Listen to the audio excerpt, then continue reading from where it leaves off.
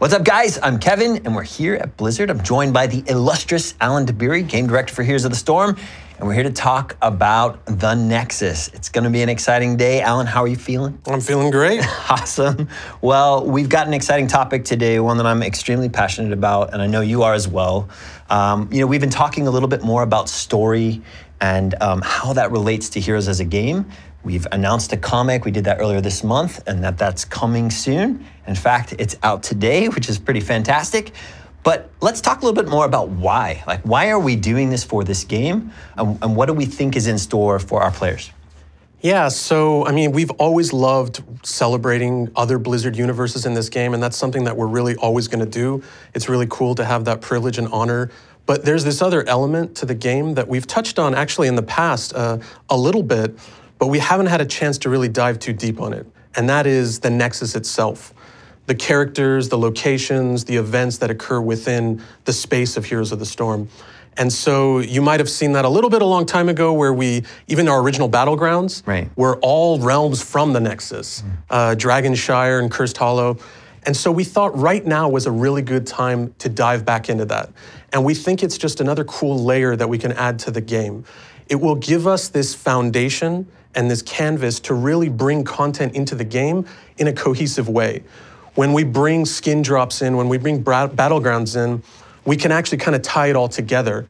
And which is a goal that we have for this year, is to actually have this cohesive story that carries through the whole year. But does that mean that we're going to lose Blizzard content entirely? Are we going a full 100% Nexus, or is this just going to be a part of the picture? No. What does it mean? At the end of the day, I think that's one of the things that we as developers, but also as from our players, really love about Heroes, is that it's this playground where we can bring all of these heroes from the different Blizzard universes and bring them into one place. And so we love that. We're going to keep on doing that. I think that's still part of our core kind of idea behind what Heroes is. But we think that there's also this space of providing that foundation for those characters to come into the Nexus, and even to bring other content that is not from Blizzard universes. So while we're going to keep on working on Blizzard content as well, we think that there's also this place for Nexus-born content as well. Super awesome. So beyond that, I guess it's probably would be helpful to actually dive into what we're going to do this year.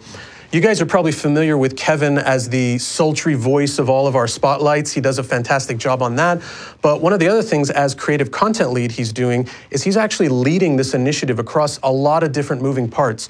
This is not just a story thing. This is also a visual identity. This is sound. This is cinematics and comics we talked about. And so Kevin's been helping kind of wrangle that between all the different groups and figure out how we're going to execute across the year.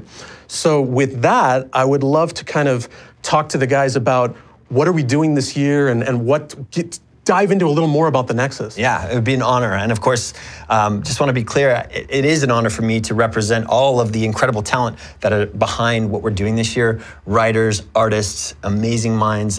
But let's talk about the Nexus. The Nexus is a place that exists in the universe. It sits at the heart of an incredibly powerful cosmic storm, so full of potential and energy that whole realms and universes are ripped into and out of existence in mere milliseconds. And the Nexus is, in a sense, like a universe of universes.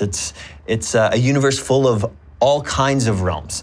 Some of them more stable than others, some that have been around for thousands of years, others that are just being born and brought into existence now, essentially. It's an amazing place and an amazing playground for us to do so much creatively. Now, these realms themselves, we've seen them in the game up until this point. In fact, some of our original Battlegrounds, like you mentioned, are from these realms, like Ravencourt. Yeah, Ravencourt, we've got Cursed Hollow, Towers of Doom, Haunted Mine, they're all within Ravencourt. Right, and the Realm Lord, the individual in control of that realm, is the Raven Lord. The main character in Comic 1 of this year, The Rise of the Raven Lord. When you are a Realm Lord, you have access or control to an item that we like to call the Singularity. This Singularity contains access to that higher level of power, that sort of storm power that is next level. It makes these individuals like the Raven Lord sort of almost like a demigod or a paragon of Nexus power. Now we have other realms as well. We've seen Luxuria, which is controlled by Ka, who's the announcer on Sky Temple, and of course Tomb of the Spider Queen as well.